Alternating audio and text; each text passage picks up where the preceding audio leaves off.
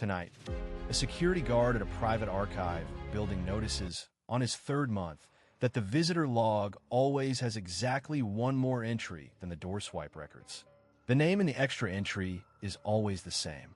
And a woman who cannot afford a lawyer posts her case on Reddit at 2 in the morning. A retired estate attorney responds at 6:45 a.m. 6 months later, the caregiver pled guilty. The attorney never sent a bill. 5 stories tonight. A tenant who got tired of false noise complaints and started taking notes. A photographer who said no to a free wedding and got a review for it. An archive guard with a question nobody else had thought to ask. A CEO who believed technology hated him for 18 months. And the attorney who answered at 6:45 in the morning. Story 1. A tenant in a managed apartment building starts receiving noise complaints from neighbors he has never met about sounds he has never made. He asks to see the complaint log. What he finds in it is not the neighbors' names. Story 2. A photographer refuses a bride who wants a full wedding shoot in exchange for exposure. 3 months later, the bride is back with a different request and a 1-star review that has already been posted. Story 3. An overnight security guard at a private document archive spends 3 months logging every visitor who enters. In month 4, he notices something. On 14 of the nights he has worked, the visitor log has one more name than the swipe card access records. The extra name is always D. Harlan. Story 4. A company's IT department is summoned to fix a CEO's printer. The CEO says technology hates him. The tech finds, in the print server queue, 1,012 unprocessed print jobs. Every document the CEO believed he had printed for the previous 18 months. In Story 5, the Reddit post. The retired estate attorney. The mother. The caregiver who was slowly moving assets that were not hers. And the bill that was never sent. Our first story comes from r/pettyrevenge. Our narrator, we'll call him Marcus, is 29, has lived in the same managed apartment building for 3 years, and filed his first noise complaint response on a Tuesday morning in September. Marcus's building was a mid-size rental complex managed by a property management company.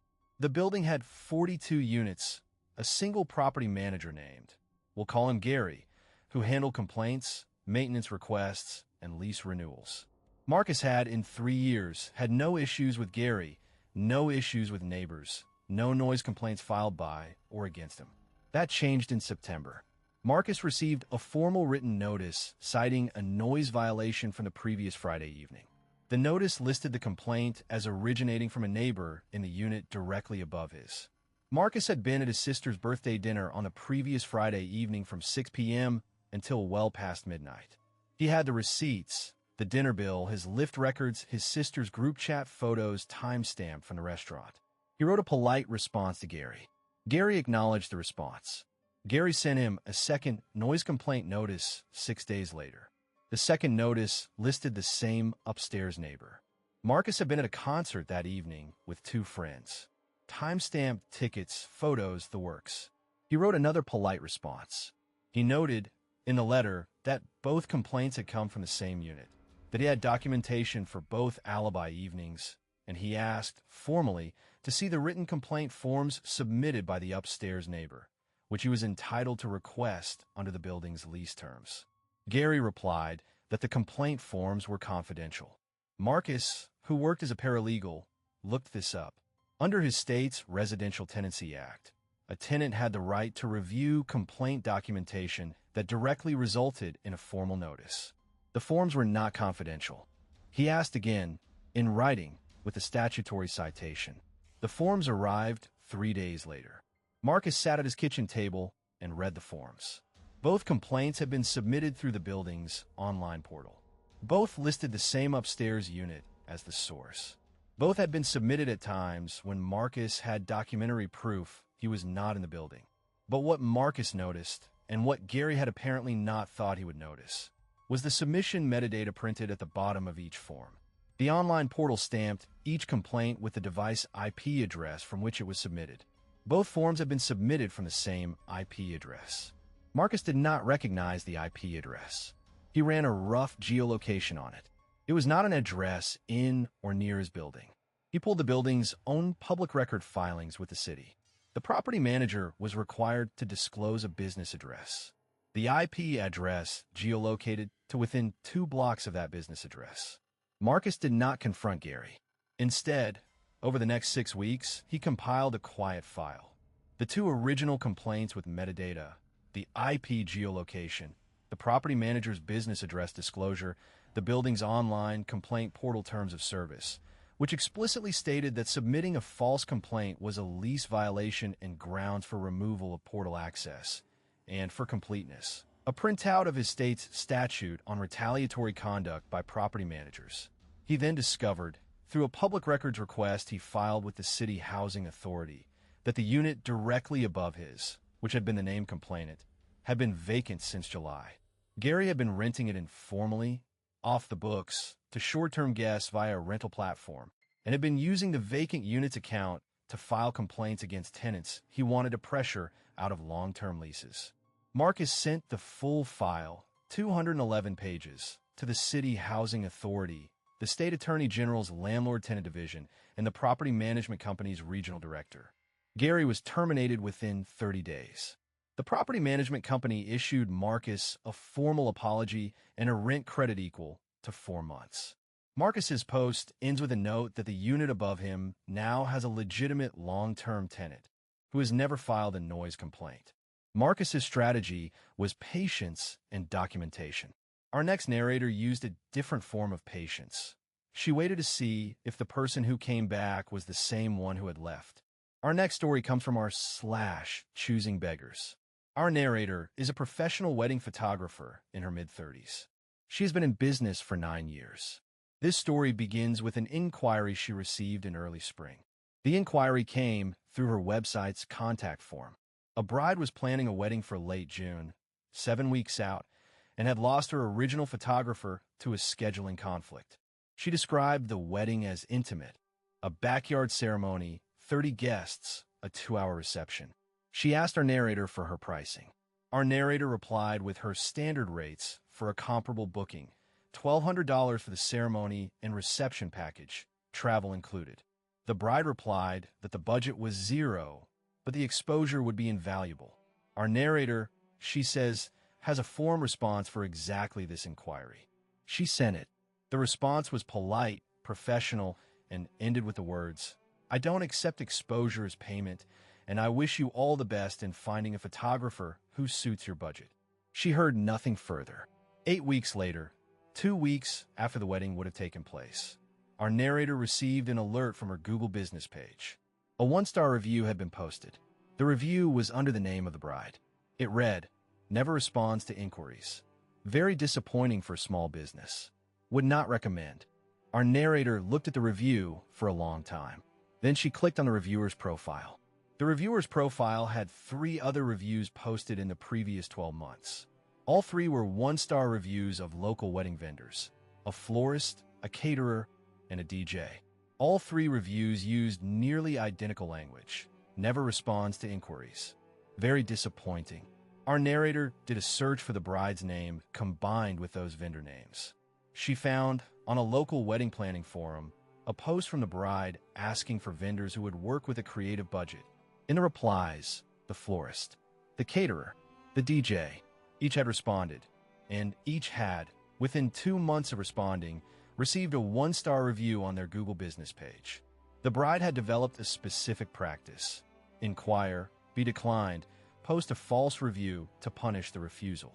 Our narrator took a screenshot of all of it.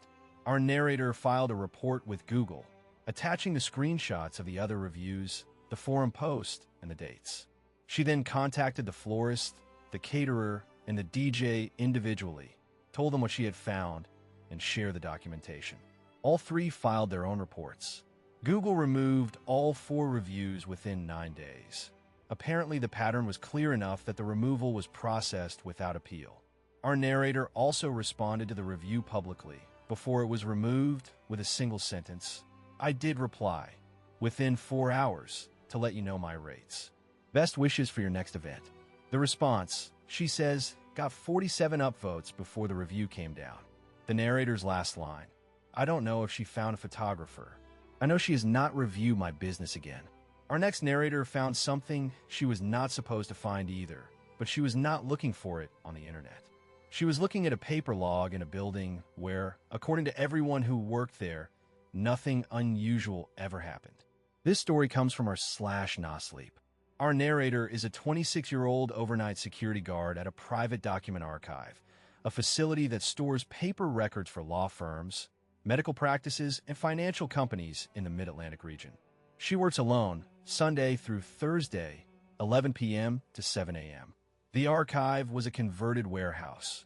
3 floors of climate-controlled storage rooms, key-card-gated hallways, a front lobby with a sign-in desk, and a security office the size of a large closet. Each visitor to the archive, lawyers, clerks, researchers arriving during the day's shift, was required to both sign the physical visitor log at the front desk and swipe a registered access card at the gate. The 2 records were intended to match. Our narrator's primary overnight duty was to complete a physical walkthrough of all 3 floors every 2 hours and to log her own entries in the security round book. There were, on a typical overnight shift, no visitors. The archive did not allow after-hours access to clients. In month 3, our narrator began a habit she describes as mildly compulsive. At the start of each shift, she would cross-check the day's visitor log entries against the keycard access report printed from the front desk terminal. It was not required. She found it soothing.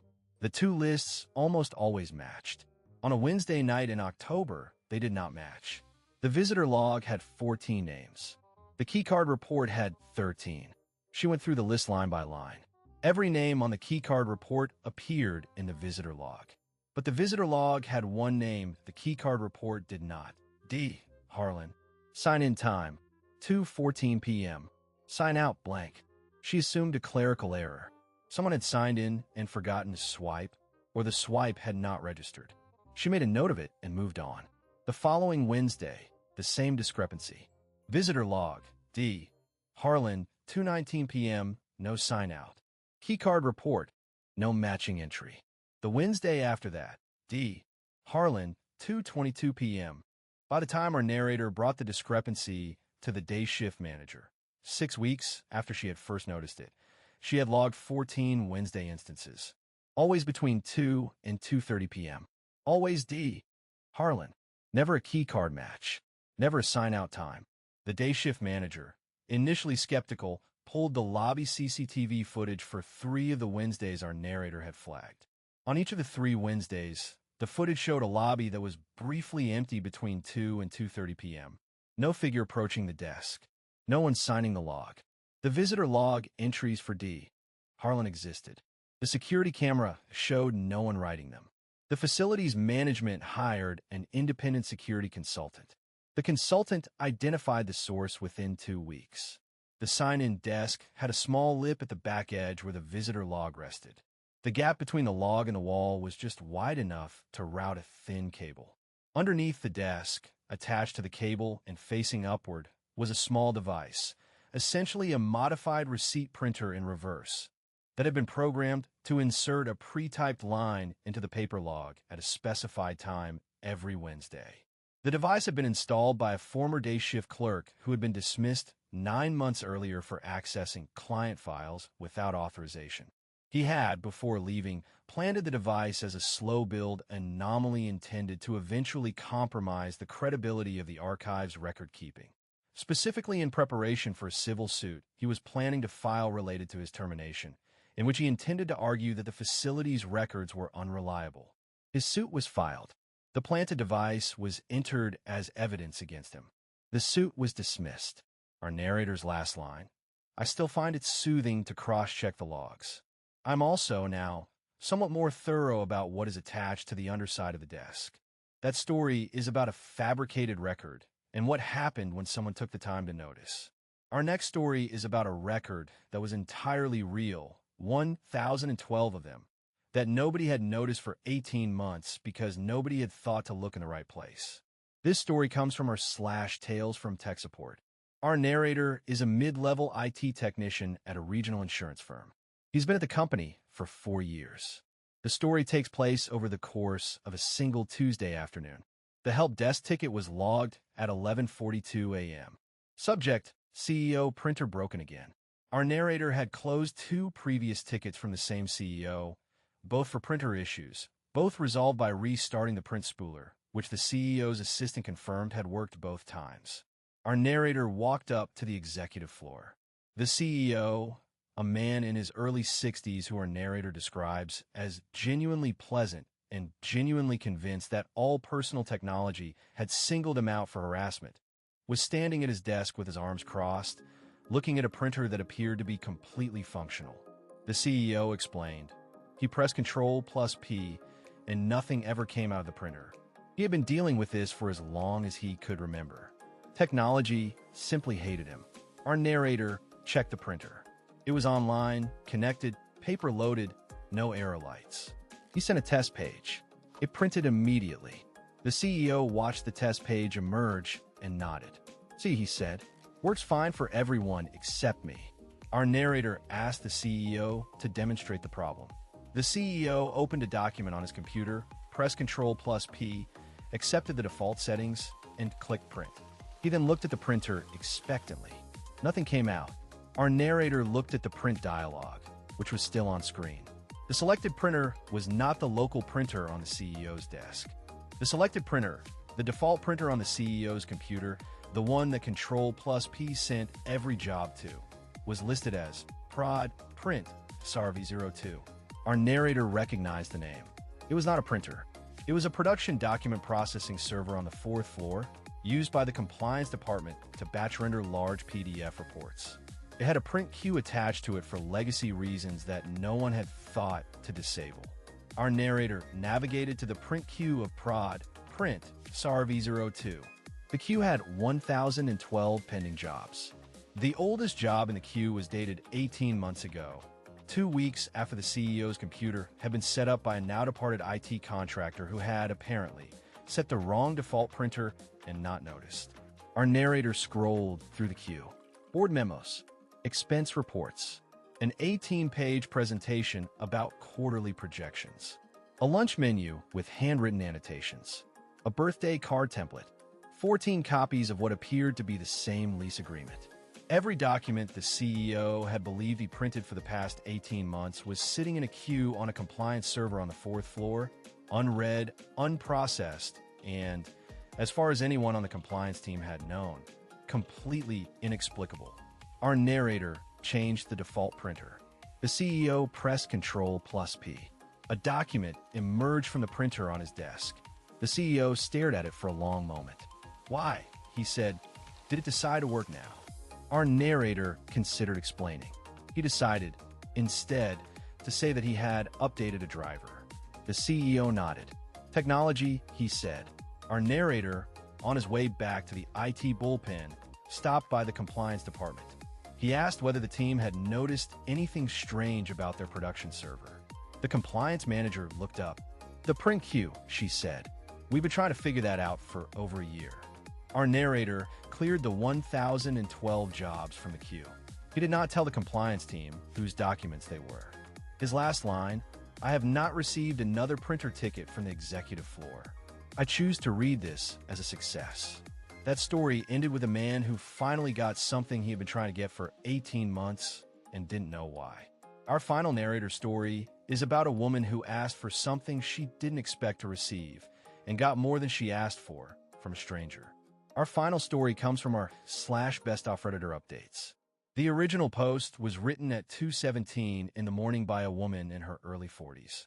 We'll call her Claire. The update came 6 months later. Claire's original post was long and precise.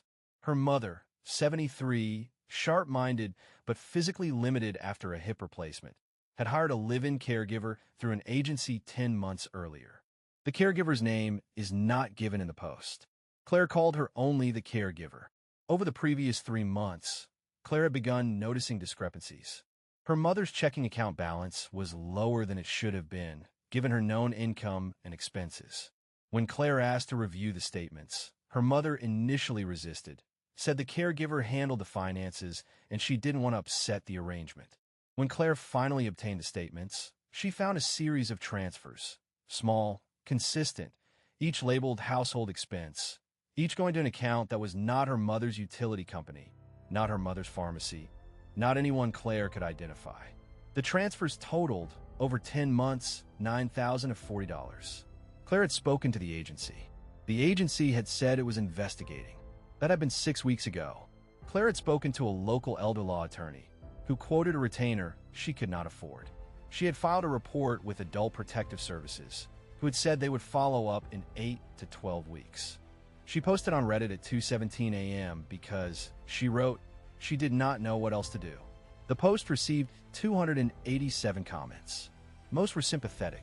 Some were practical, suggested resources, similar experiences, process guidance. One comment came in at 6:45 a.m. from an account with low post history, but a clear professional tone. The commenter identified themselves as a retired estate and elder law attorney in a state that happened to be Claire's. They listed 3 specific legal instruments Claire could use. They asked, in a private message, if Claire wanted to talk. Claire sent the message. The attorney replied within 20 minutes. Over the following 10 days, they spoke 4 times by phone. The attorney reviewed the bank statements Claire photographed and emailed to him. He identified the account receiving the transfers as registered to the caregiver's adult son. He drafted 2 documents for Claire, a formal cease and desist letter to the caregiver and a complaint to the state's Elder Abuse Unit, which, unlike Adult Protective Services, had the authority to refer the case directly to the district attorney's office. The Elder Abuse Unit opened a case in 11 days. The caregiver was interviewed. The agency was subpoenaed for hiring and supervision records. The caregiver's son was identified as the account holder. Warrants were issued. Claire, in the 6 months between the original post and the update, had not paid $1 in legal fees. The update was posted on a Thursday morning in April. The caregiver had accepted a plea agreement, 1 count of financial elder abuse, restitution of the full $9,040, and 2 years probation. The agency had settled with Claire's mother out of court for an additional amount Claire declined to specify, but described as meaningful. Claire's mother, she wrote in the update, was now living with Claire and her family. She had a new caregiver, a woman Claire had vetted personally through a different agency, with a reference call Claire made herself. The attorney had not sent a bill. When Claire asked him directly why, he wrote back a short email. Claire quoted 2 lines from it in her update. The first line, "Your mother reminded me of someone." The second line, "Please make sure she knows there are people who look out for her." Claire ended the update with a note directed at the attorney, who she suspected still read the thread occasionally. She wrote, "If you see this, she knows." 5 stories. A tenant who found a timestamp in a metadata field. A photographer who kept a screenshot. A security guard who found it soothing to check the logs. A technician who cleared a queue that had been building for 18 months. And a retired attorney who answered at 6:45 in the morning and never sent a bill. If any of these stayed with you, the channel keeps making them. Tuesday and Friday. Subscribe to catch the next one. Thanks for listening. And if you see this, she knows. Chapters. JSON. Chapters. Title. The Complaint Log. Start_word. 280. Subreddit. Petty Revenge. Permalink. /r/pettyrevenge/ comments / pilot 4 story 1 / the complaint overlog / title. The Review. Start_word. 1030. Subreddit. ChoosingBeggars. Permalink. /r/ChoosingBeggars/ comments / pilot 4 story 2 / the _review / title. D. Harlan. Start_word. 1780. Subreddit. Nosleep. Permalink. /r/nosleep/ comments / pilot 4 story 3 / Harlan / title. 1012 print jobs. Start_word. 2530. Subreddit. TalesFromTechSupport. Permalink.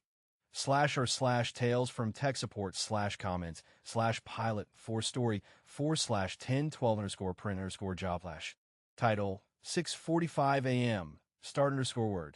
3250. Subreddit. BestofRedditorUpdates. Permalink. /r/BestofRedditorUpdates / comment / pilot 4 story 5 /